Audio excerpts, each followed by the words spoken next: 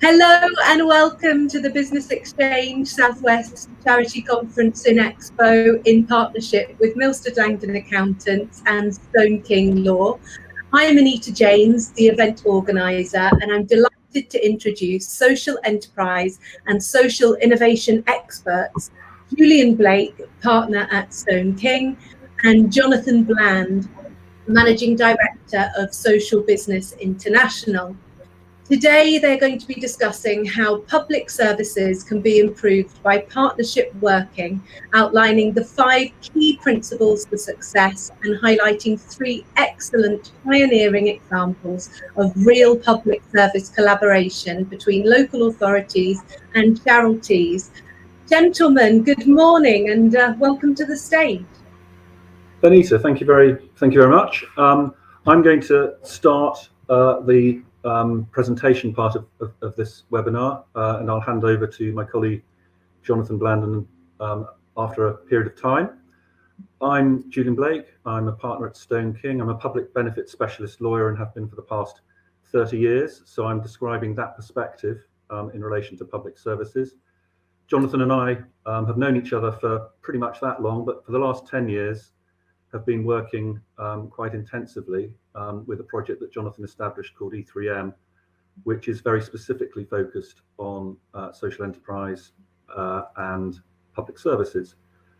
Jonathan is the founding chief executive of Social Enterprise UK and has also been very much involved with the European Commission in relation to the social business initiative that underpinned some of the reforms around 2015, which were very relevant to public services in relation to procurement and in relation to the subsidy regime, subsidy control regime, which is state aid, and also the European funding.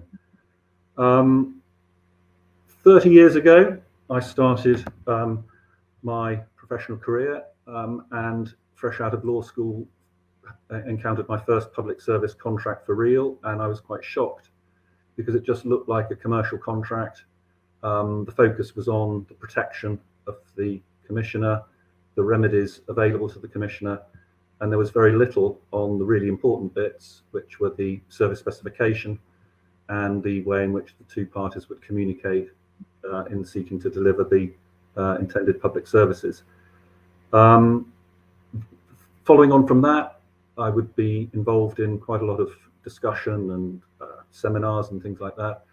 And it wasn't too long before I heard someone describing the public service environment as dysfunctional, which I could understand. Since then, we've had the UK following its obligations in relation to public procurement and state aid in a way that it didn't in those earlier days, which meant that we then had an overlay on the purely contractual arrangements, with procurement and state aid being the thing that we were having to focus on, and specifically procurement in relation to public service contracts.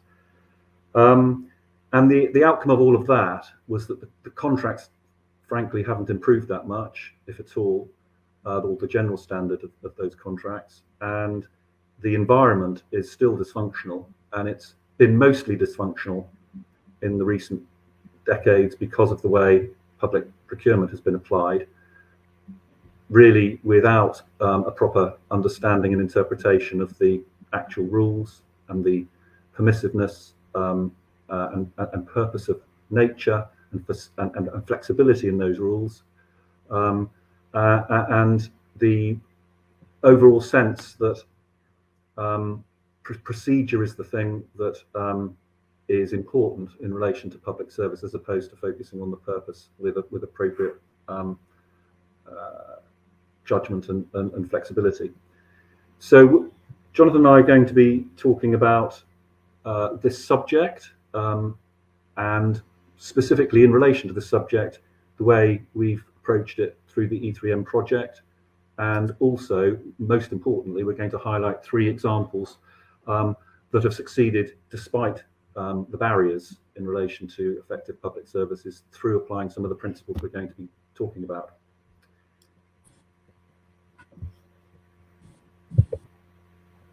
So, We've focused on 5 key principles for success. Of course, anyone could come up with their list of principles, but most of them would touch these themes in one way or another. The first is the idea of professional commissioning being what we're really seeking in relation to public service and public service transformation.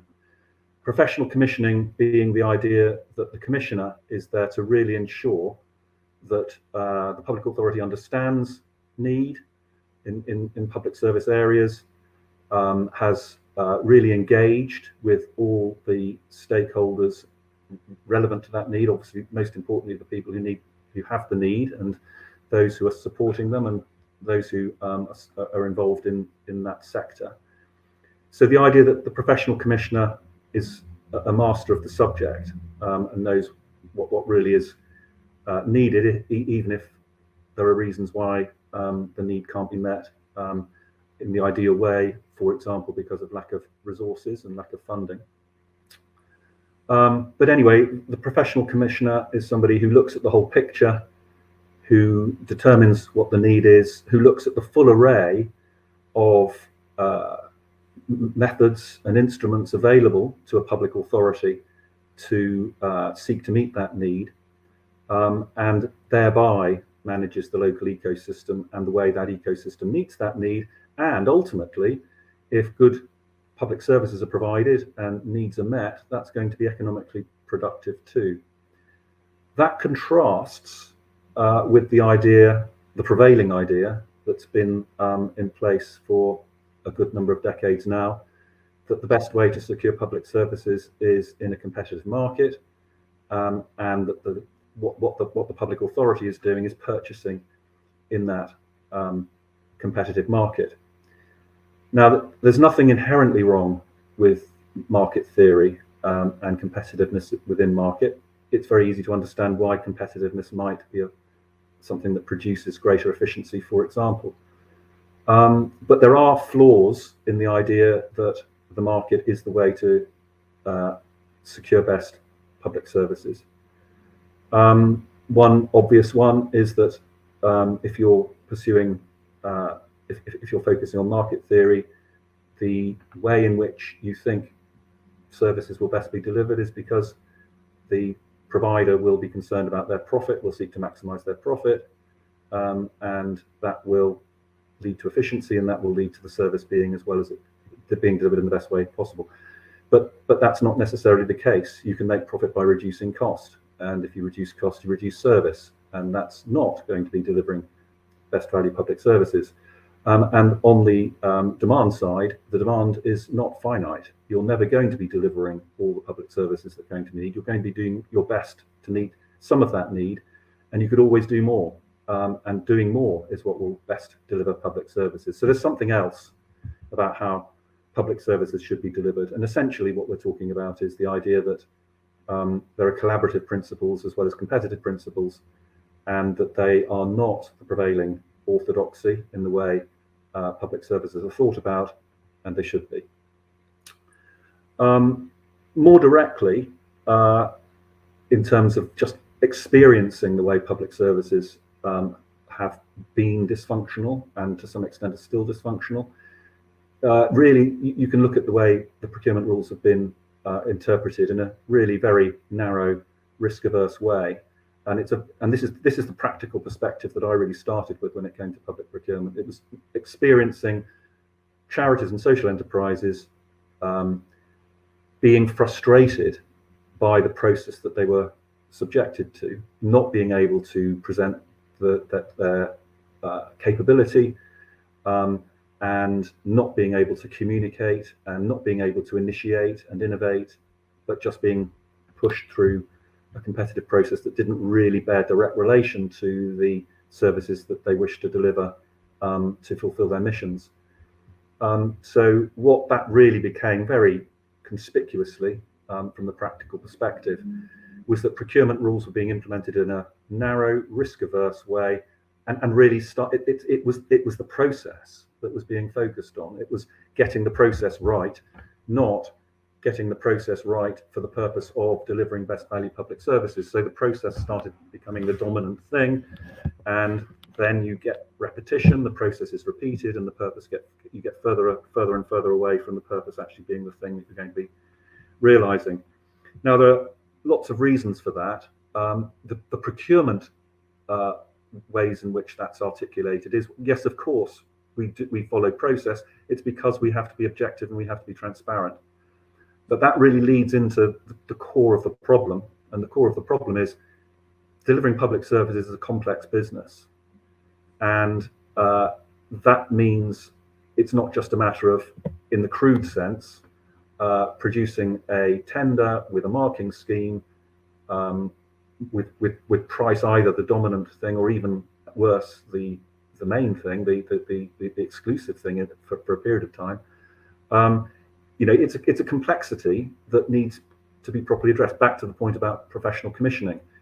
And that means the objectivity doesn't come from a marking scheme. The objectivity comes from a professional assessment and professional judgment, using marking as far as that's helpful, but not dominated by marking. There are lots of other factors that need to be considered and taken into account. So what we're mainly talking about is the idea that commissioning of public services needs purpose absolutely at its heart. Process is at best the thing that serves that purpose and should be nothing more than that, and that there is no regulation, no legal reason why process should be more dominant than that. Then we come to the point about social value. Social value now is a very well recognized phrase and concept within the UK. It was a phrase and concept that was used in the European Union beforehand. There was a very good sort of set of guidance about social commissioning that dated from about 2011. And there was work on it before that. The Social Value Act in the UK, though, made everyone in the UK aware of social value. Now, every public authority and now central government also has a social value policy. How in undertaking procurement and commissioning, public social value will be a factor alongside price and quality. What you'd like to say then is, so you're seeking the optimum balance between those three factors. But the most important thing I would like to say about social value is that it's very easy for it to be thought of as something that just fits within the existing system, rather than something that transforms the system. So it's very easy for it to be thought of as an added value thing in relation to commercial purchasing. So purchasing an IT system or infrastructure, or equipment for an office, which the procurement rules regulate just as they regulate public services. Social value can be an added value concept in those cases. And the case that's often cited is the idea of a building contract, where you also make sure that the developer adds in some apprenticeship contracts. So you're helping with employment at the same time as you're using the building. Added value. But public services, social value is it. Social value is what you're trying to achieve. You're trying to deliver value for the public benefit through meeting need. So social value in that sense is not an added value thing, it's an inherent thing. And it really needs to be recognized in those terms. Social value, it's not a 10% factor in a procurement of public services. It's pretty much 100% factor, with price and quality being factors to help deliver social value, as opposed to being alongside social value as one of the factors. Anyway, at the moment, added value is the concept. And so there's this sense still that it's market driven, and added value is something you're adding to the market concept, as opposed to social value being something that everybody participating in public services is trying to focus on and achieve. Then the other part of the E3M project very much, and my work as a public benefit lawyer, has been to say there's a really obvious reason why public benefit organisations have a role in public services, because they're purpose driven, because their mission is to deliver what people need. and they're dedicated to doing so, and they're very good at doing that if they're given the best opportunity to do so. And the trouble is, the public benefit sector is still massively underestimated in the UK. Again, it's kind of the market concept. There's the very out of date concept, if it ever was true, that charities and social enterprises are inefficient because they're not business-like. Well, we now have very good examples demonstrating that's absolutely not the case. E3M has a membership of mature social enterprises who are as competitive and as commercial as any of the commercial providers of public services, and they are still mainly charities, and they're still public service delivering, they're still mission driven. So there's a very good reason why you would prefer them over profit driven organizations with an eye on profit and even an eye on extractive profit.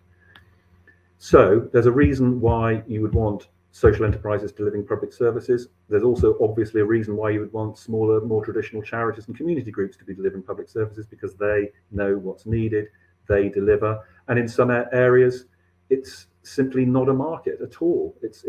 Subsidy is needed in certain areas of acute need. And social enterprises are mission driven, charities are mission driven, so they are complementary. And we can create the ecosystem where each is delivering in the best way appropriate to the circumstances. So the idea should be that public benefit organisations are the type of organisations you want delivering your public services. You also build in the localism to that. You want organisations that know and engage with the local community. And rather than say we should be looking at commercial motivations and commercial organisations, we should say if a commercial organisation is going to be delivering public services, it needs to demonstrate that it has the same value system as a public benefit organisation, albeit that it's not structured as a public benefit organisation. And moving on, the real point then is that there's no reason at all why public services shouldn't be commissioned and delivered on a collaborative principle as opposed to a competitive principle. A lot of public benefit organisations have been forced to think of themselves as competitive organisations when that's not their natural way of thinking at all. They're naturally wanting to deliver their mission, and if that means appropriate collaboration with other organisations, all the better. So we're talking about collaboration between all the parties that have a contribution to make to public services. We can talk about collaborative engagement between public authorities and providers, because public authorities don't necessarily know the best ways of delivering public service. They can engage with organisations that have a different perspective. That can create a collaborative relationship at a very early stage in public service development, at least at consultation, ideally then at planning and co-design, and then through the delivery phases too. And you can extend that principle to say there should be ideally collaboration between different parts of the public sector and anchor institutions in the locality and local business that's interested in how the locality is delivering its public services, and across the public benefit sector generally. All of those things are possible. All of those things allow for things like cooperation and community focus and localism and community wealth building, consultation, engagement with the community, co-design, participation, learning, continuity. Now, those are phrases that are quite common now around public service discourse. So it's quite easy to identify what the values should be, but there are some significant reasons why those values aren't really prevalent at the moment, and that's because of the barriers. So we've been talking about the barriers, the market theory, the competition principles, the procurement process being too process driven, the commercial contract being the way people think about public service delivery as opposed to the partnership. And in all of this, through E3M, we produced in 2016 a publication called The Art of the Possible in Public Procurement, which the message of which was the UK is misinterpreting procurement rules. It is possible to create collaborative relationships and purpose-driven relationships. It's just a matter of looking at the way the rules can work and the flexibilities within those rules, which were quite deliberately applied in the last reform to those rules in 2015. The one thing I would say about the procurement rules is they don't emphasise it enough to say public services is one thing, commercial purchasing is another. These rules can be applied to both, but if you're talking about public services, apply them in this very purposive way. There's a light touch regime for public services there, but that's about it in terms of specific reference. And at the moment, we've got a green paper where the UK government is seeking to replace the European rules without really changing very much, except that they are getting rid of the light touch regime. So they're getting rid of the one place where public service does have some sort of recognition as something different. They're also getting rid of the innovation partnership, which is the one place in the procurement rules where you can talk about partnership. So these are very important points about the barriers there are to the proper delivery of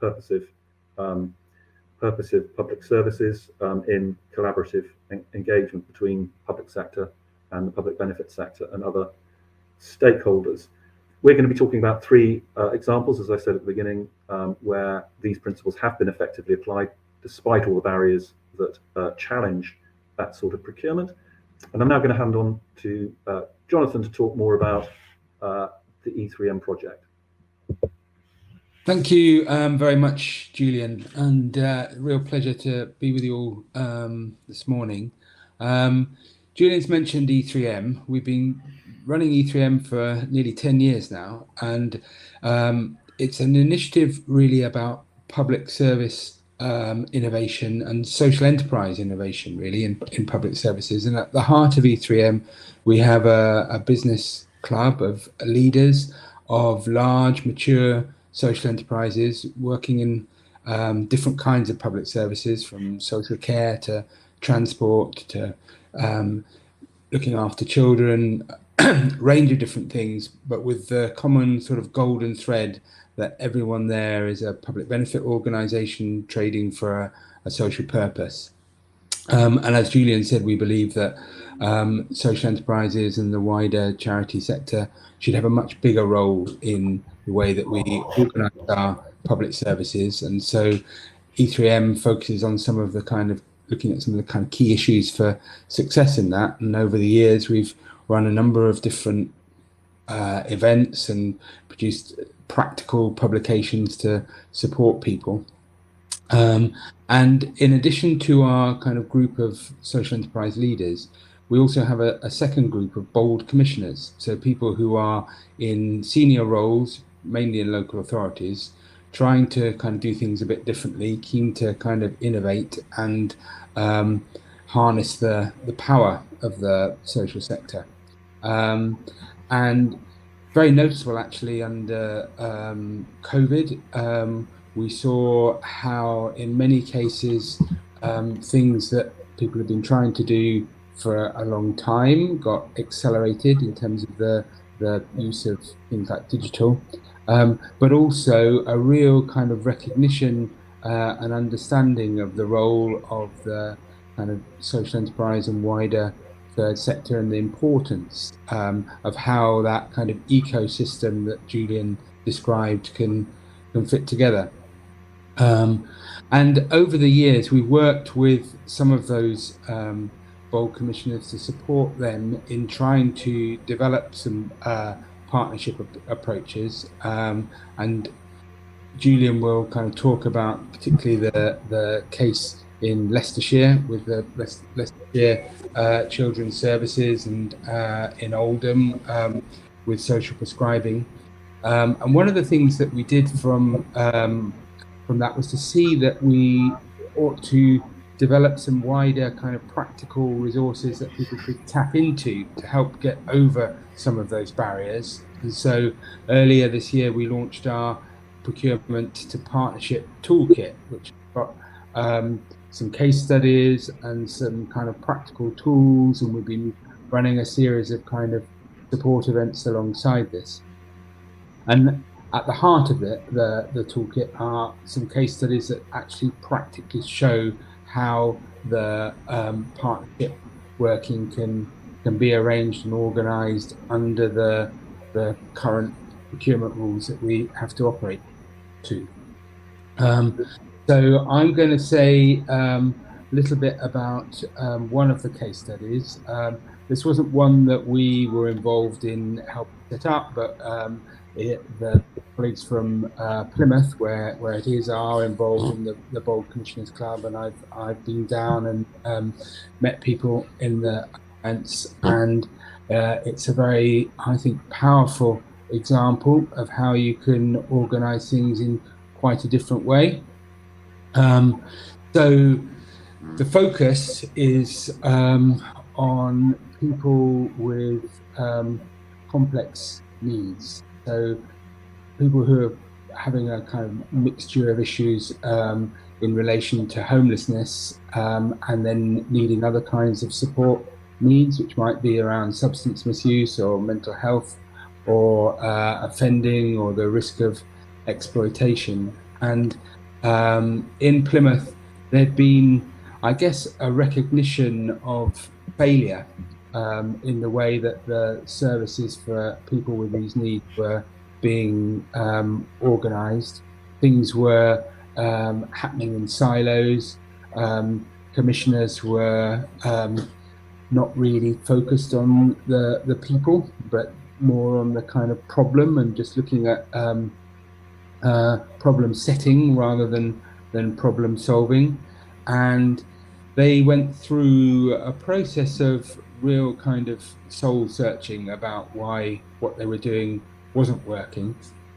And what they came up with was a new way of organising the services. I think there were over 25 different contracts for different types of service that they brought into one alliance contract involving 7 organisations plus the Plymouth City Council working together, and looking at how they could really get round the needs of the people in a much more kind of holistic way, using a sort of systems-based approach.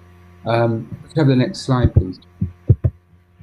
So they did a lot of work around systems leadership, and they used things like appreciative inquiry, where they were really talking to people and really finding out what their issues were and basing the response around that rather than around perceived ideas. So there was a kind of holistic focus on real needs.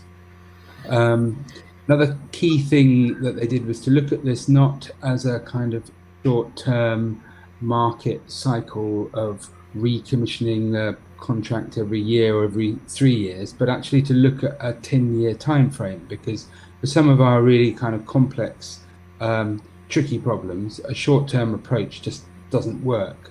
So they came up with a 10-year vision for what they were trying to do.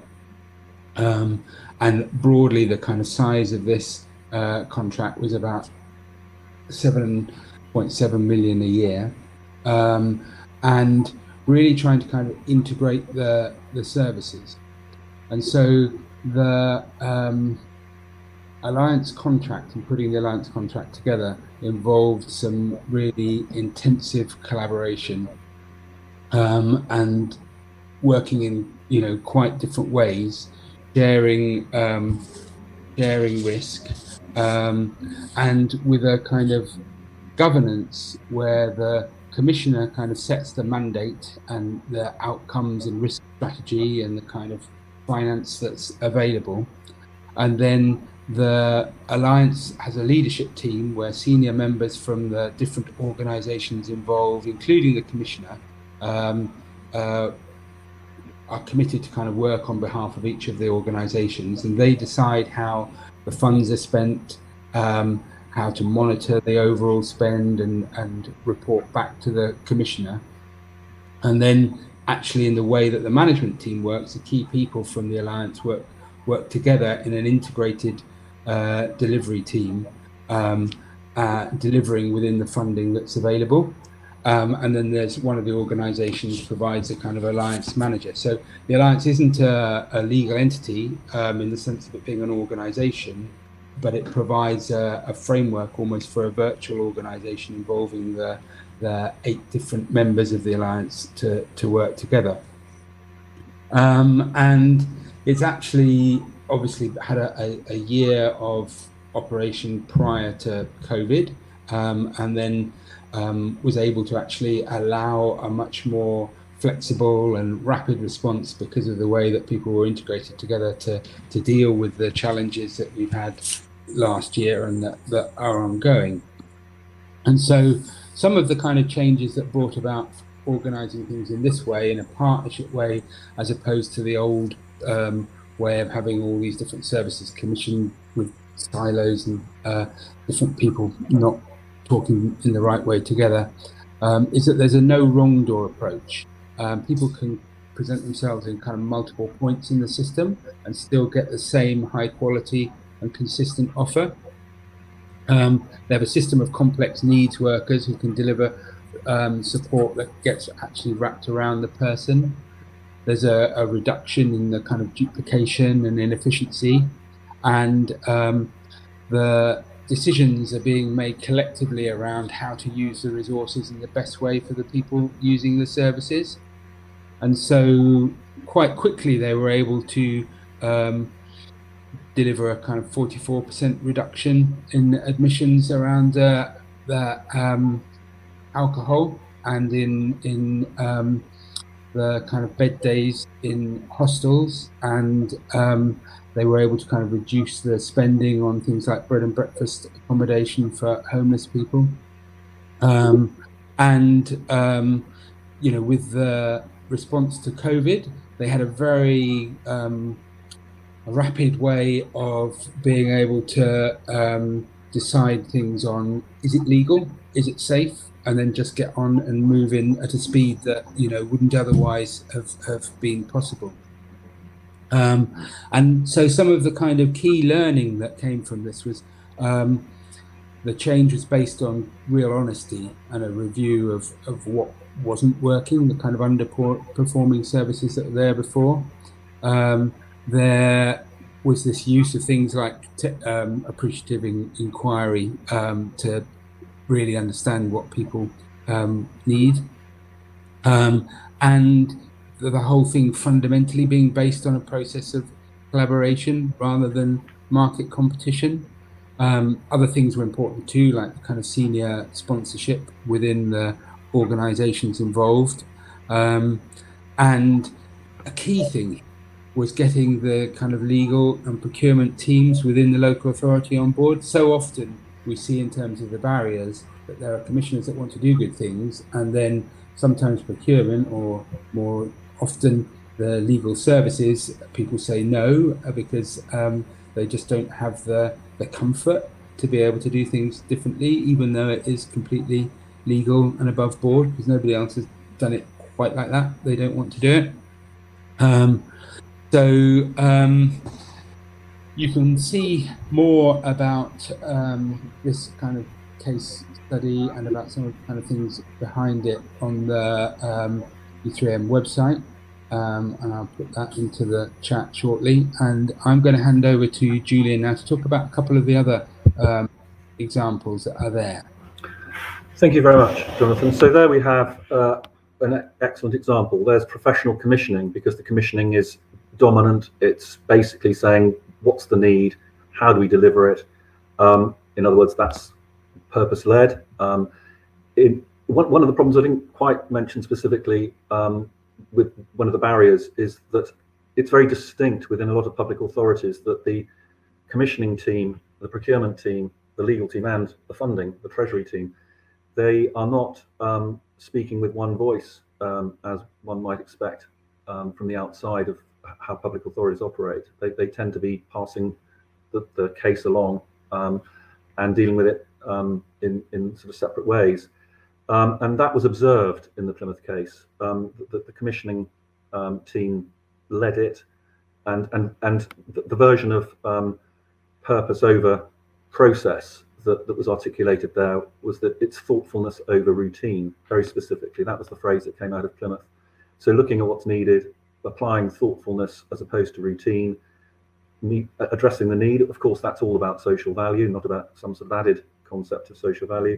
It's about engaging the public benefit sector in a very direct way through the Alliance.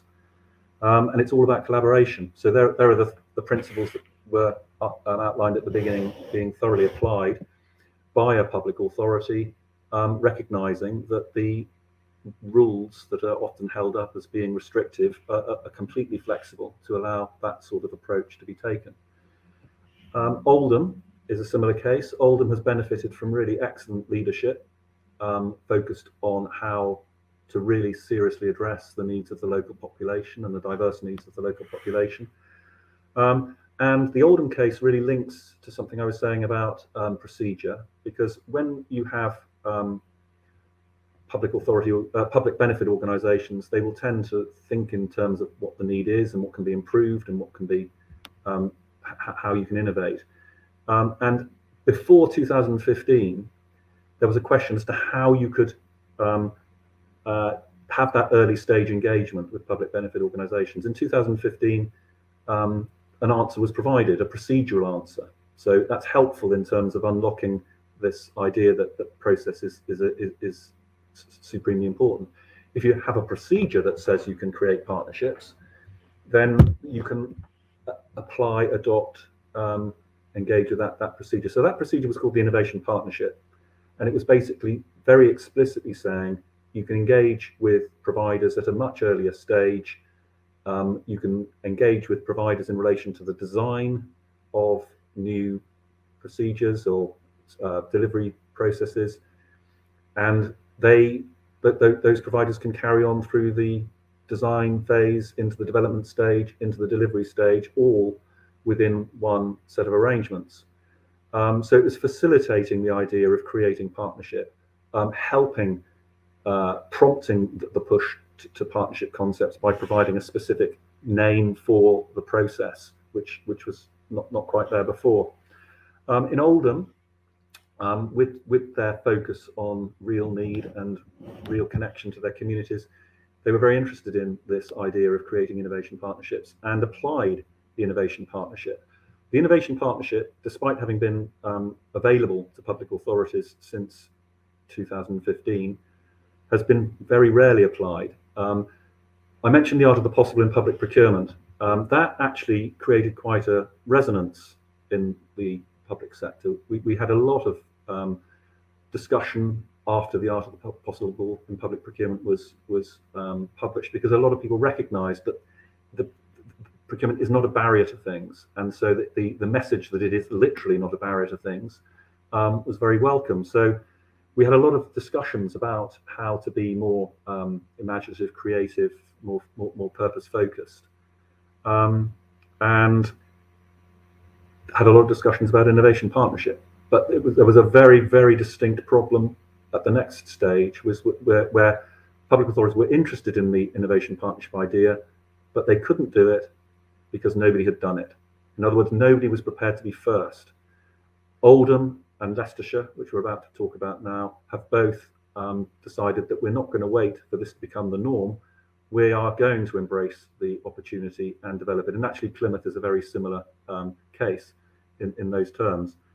So what Oldham were looking at was the idea of how best to deliver the social prescribing arrangements within the community. So social prescribing, as with social value, is now a very well known concept. The idea that there's a lot of acute and chronic need in the community that is short of the sort of need that leads to that requires health-related engagement, but leads to health problems if matters aren't dealt with at an earlier stage. So all the sorts of problems where people need support or advice or inclusion, some of them listed on the slide. How do you organise a community provision that maximises, ideally, the engagement with the local community in these respects, which is meeting need very directly and preventing health problems that would otherwise arise, and thereby, of course, saving lots of costs if you do it well. So Oldham were looking at that. A typical procurement approach to this would be to put out a contract for a 3-year contract to deliver social prescribing in the community to an organisation that would win that in competitive with a competitive bid. Oldham recognised that actually in the community there are lots of organisations that are already delivering some aspect of social prescribing. The phrase is new. It's not as if the type of service is new. So it's much more about enabling, supporting, facilitating, optimising the arrangements in the community for that type of care, pre-health care. And so it was very specifically the idea that arrangements should be put in place with the organisations that already are there.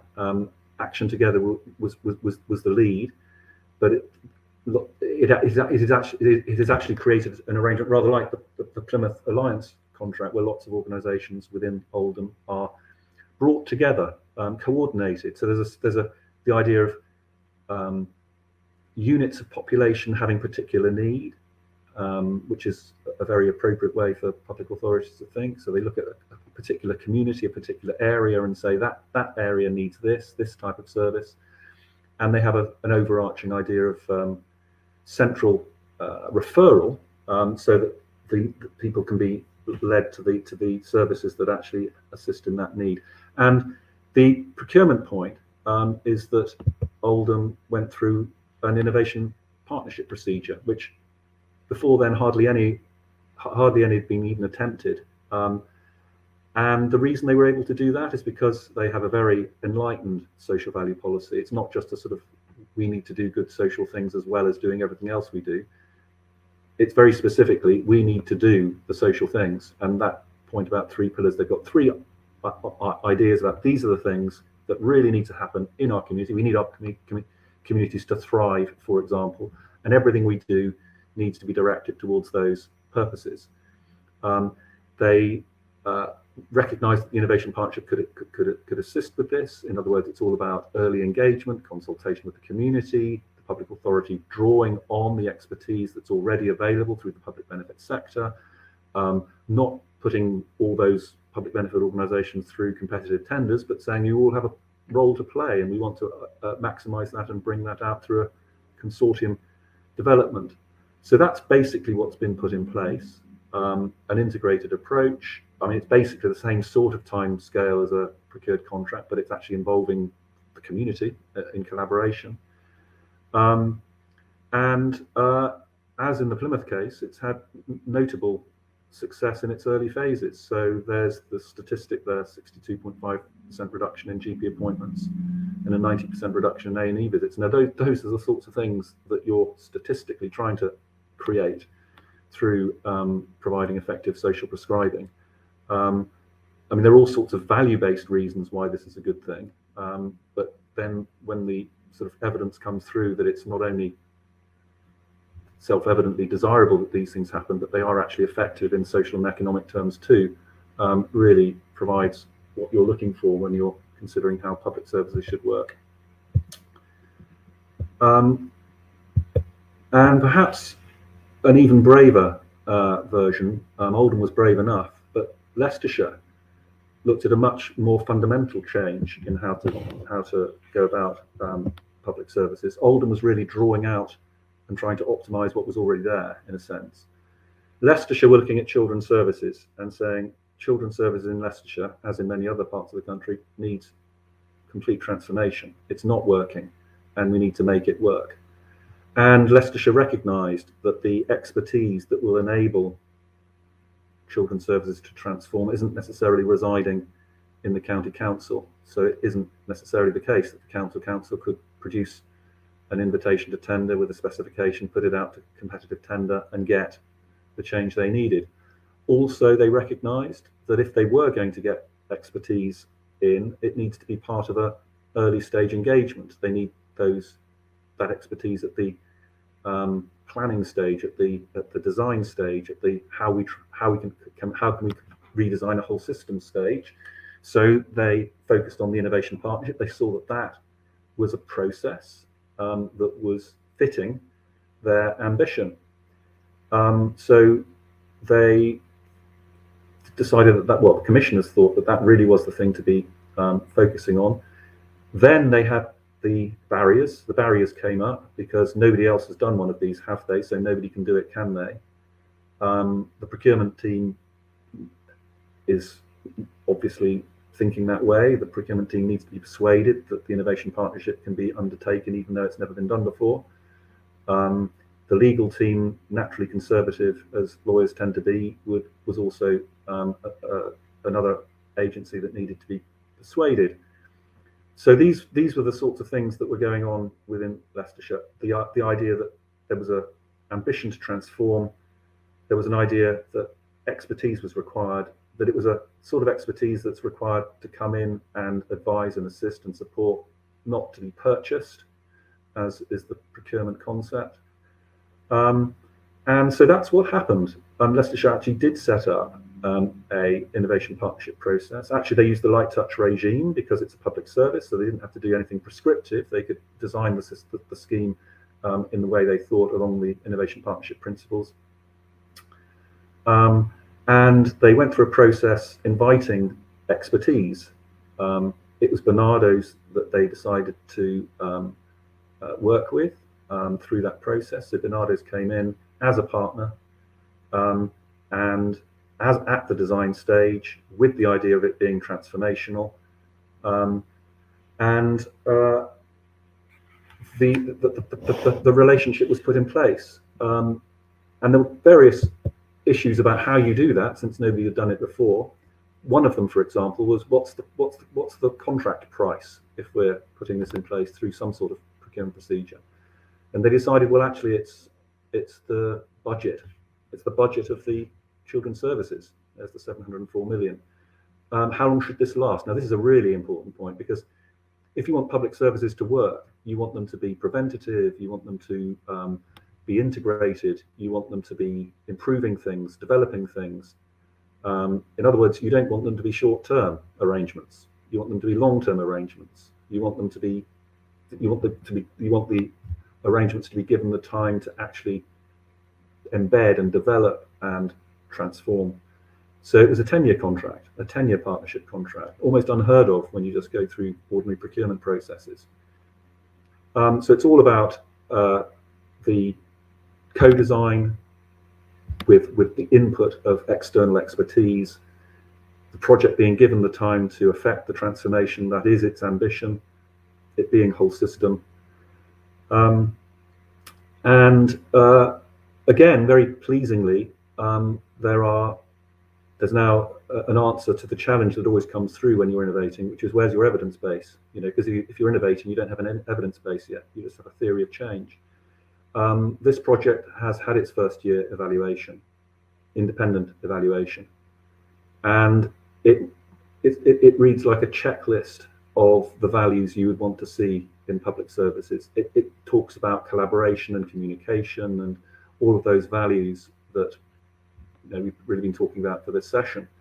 And then it says something else that's very positive, which is that the approach Leicestershire took to procurement was a very healthy approach to risk and uncertainty. In other words, unlike so many procurement processes, the approach to risk and uncertainty was not to do something the same, very safe, very procedural. It was to do something different, and to judge that ultimately by trying to do things differently and breaking out of the routines that have become too entrenched. That was about a better approach to risk and uncertainty, because there's a real risk in just doing the same thing over and over again with no prospect of things really improving. So that evaluation report was a very pleasing thing to see, because it's a very good illustration of all these principles we've been talking about during this session. And I'm just now going to pass over to Jonathan for the last few words from us before we hope we'll be able to answer some questions and discuss this more widely. Thank you. Yeah, thank you, Julian. And I guess we've actually run a couple of webinars linked to the case studies that Julian's just talked about and the toolkit, and they're all available still to look at if you go onto the E3M website, which we can put the link in the chat to, so you can hear more about the experience of Leicestershire and Oldham and the Alliance in Plymouth, and a couple of other examples as well, where there are video clips as well of people talking about how they've done things. So we've tried to make the kind of toolkit as practical as possible. We're running our next event, which is going to take place on the 19th of October at 12 o'clock. And in this one, we're going to be looking at how social value principles can be really applied to the way that services are commissioned, and more generally for local authorities that are supporting a sort of community wealth building approach, where local anchor organisations are using their economic power to try and benefit the wider community. And very clearly there's an important role for social enterprises and charities in both of these. And Julian had, I think, mentioned about the way that social value is often reduced to a kind of added value extra thing within a kind of market framework, rather than being a transformative fundamental principle for how we ought to be organising our public services. And so this event is going to look at the experience of that, and we'll be looking at what Oldham have done in a kind of wider approach, and how they have developed a set of social value imperatives that are being used to kind of drive the way that they organise and commission things. And that's moving into the sort of wider economic development side of things, not just the way that services are commissioned. And we're also going to hear from the London South East colleges about the approach that they've taken as a fairly large social enterprise, with the opportunity to kind of organise the way that it operates around social value principles. And we'll also have a kind of expert sort of panel with some discussions around that. So what we'd like to do now is to hear from all of you, if you've got some questions or comments in response to some of the things that we've been talking about. So, you know, we put them through. Sure. Jonathan, can I kick off with one question in terms of trying to get everyone to collaborate, especially when we've all been so apart through COVID? Were there any particular software tools that you use for different aspects? I don't. I mean, from the work that we're doing at the moment, we're kind of just using the things like everybody else, Zoom and Teams and all of those things. I think the principle is about kind of reaching out and connecting, and it has to be a two-way process. And I suppose one of the things that I think is really important is, from a public authority point of view, and I appreciate that most of the people on the session today won't be from the public authorities, but it's about them really being open to reaching out and working with what's there, and not always with the kind of usual suspects. But we were on a call with some of our bold commissioners last week, talking about the recovery from COVID and the need to actually sometimes get to quite a granular level of with people on the ground that can really do things and do things differently, and finding the ways of reaching those. And I suppose going the other way,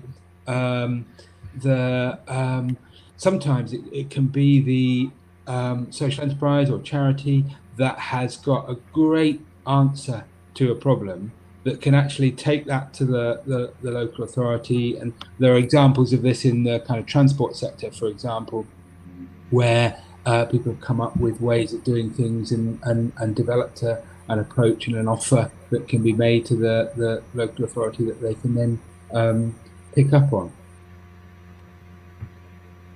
We've got a question come through in the chat saying the projects and results you mentioned are quite impressive. I'm not surprised, but really happy to see that there are people out there understanding that public services and social enterprises need to work closer together.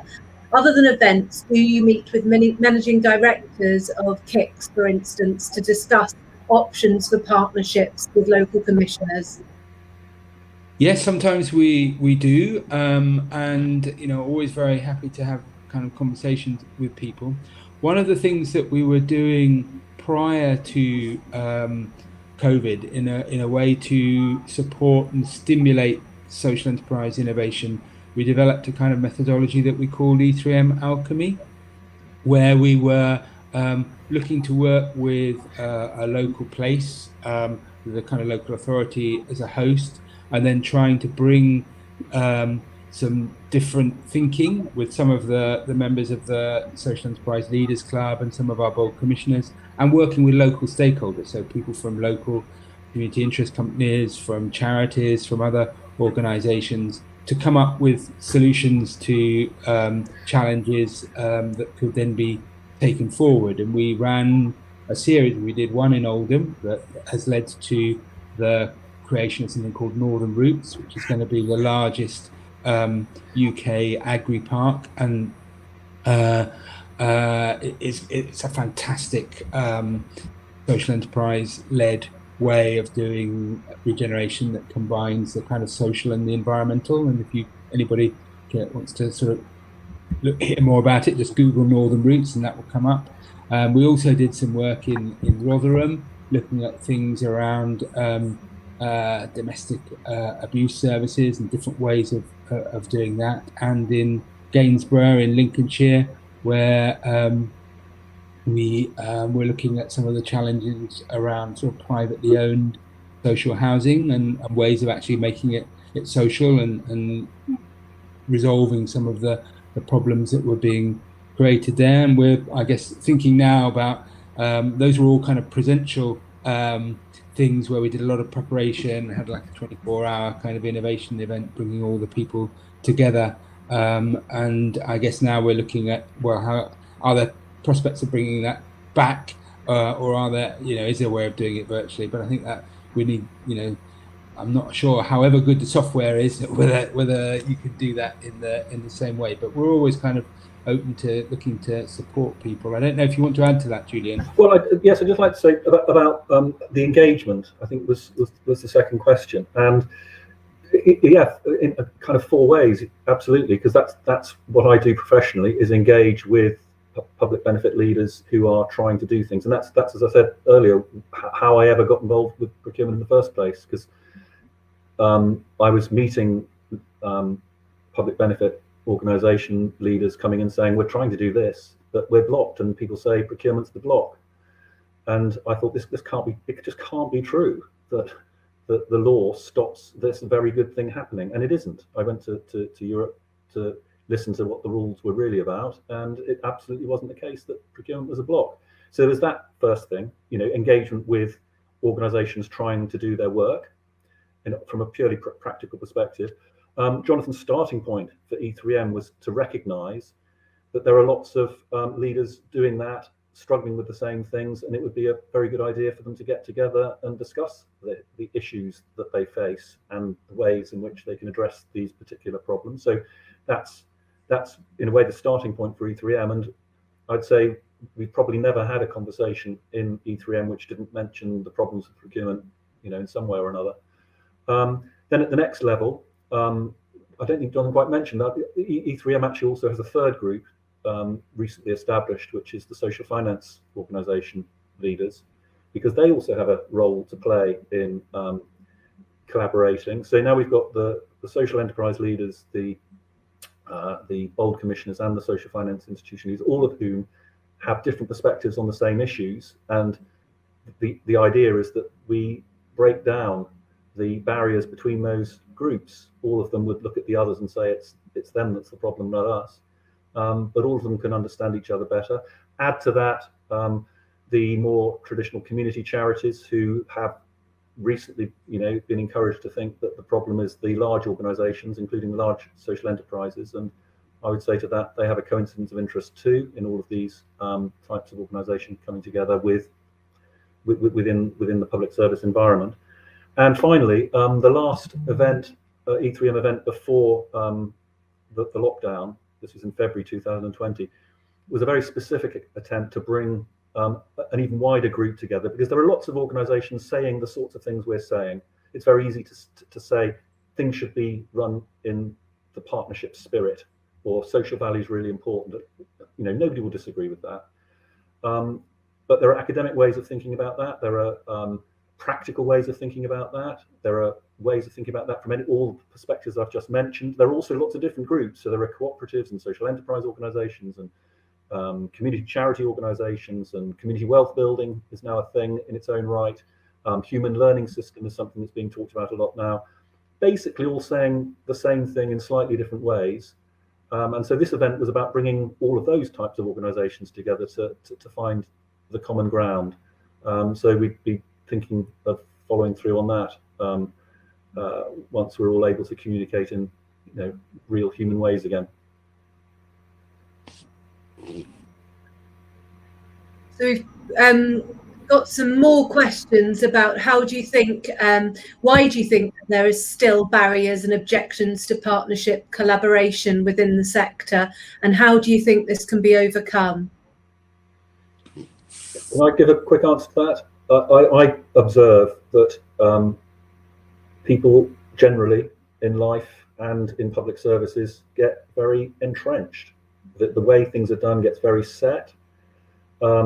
We can see that with the 40-year orthodoxy in terms of how the whole economy is thought to operate.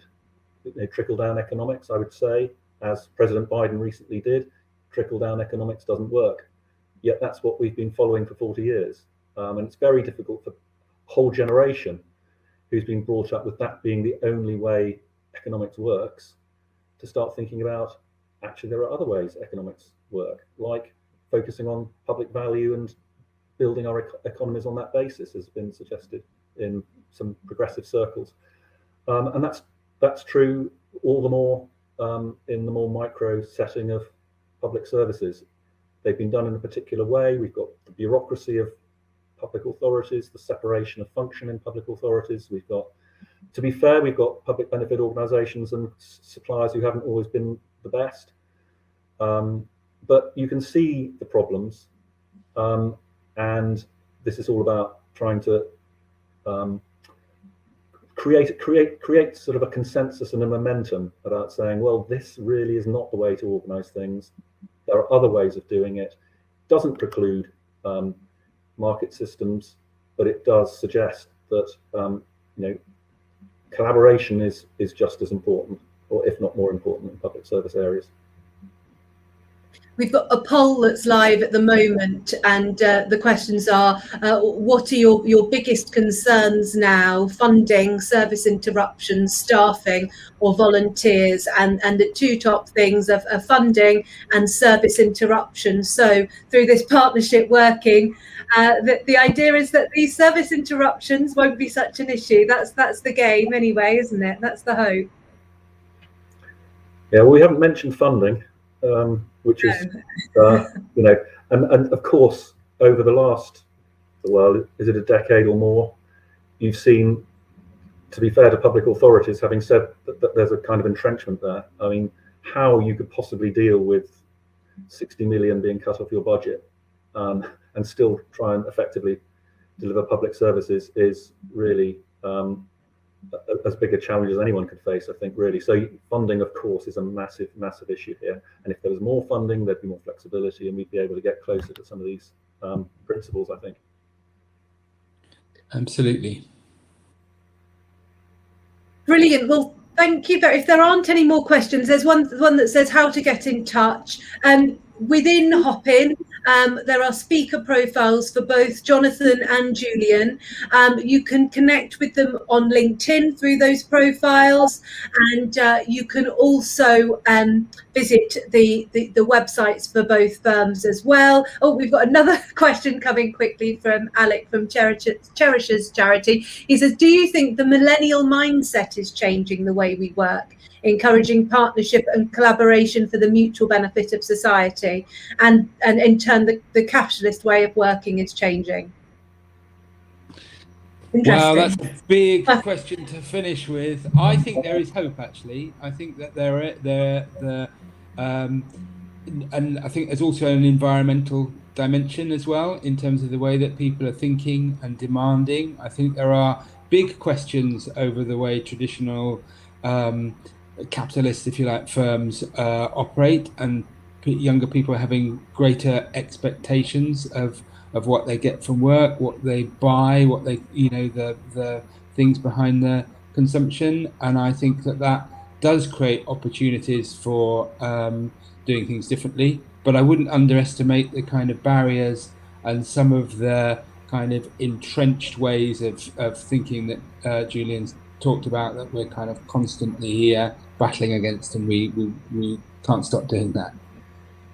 If I could just, I think there's a spirit that is very progressive, and I think, you know, you can see it in young people quite distinctly. I think also there's a spirit more generally in terms of recognizing these issues are true issues, seeing the value of partnership. There are forces that are not supportive of those things very distinctly. I'd say some political forces are not very helpful at the moment, to say the least. But yes, I think there is cause for optimism more broadly. I think you can see momentum growing. How it breaks through is another question. Well, let's hope the progression keeps going. Well, thank you very much for your time this morning. And there'll be a video recording of this for anybody who wants to watch it on catch up. So that's been organised and will get set up as soon as this session has ended. And then throughout the day, we've got more things happening on the stage. From 12 till 1, we've got Natalie Luckham from Naturally Social discussing social media trends in a post-pandemic world and how COVID has changed the media landscape. So that's one for you to look forward to this afternoon. Please do engage with our exhibitor stands and with the networking app, which is you can see on the left-hand side as well. Just click the networking button and it will match you with other people within Hopin. So enjoy. Thank you both for your time today. It's been a brilliant session and I'm sure lots of people got lots from it. So thank you both, Jonathan and Julian. Thank you very much. You're welcome. Bye-bye. Thank you.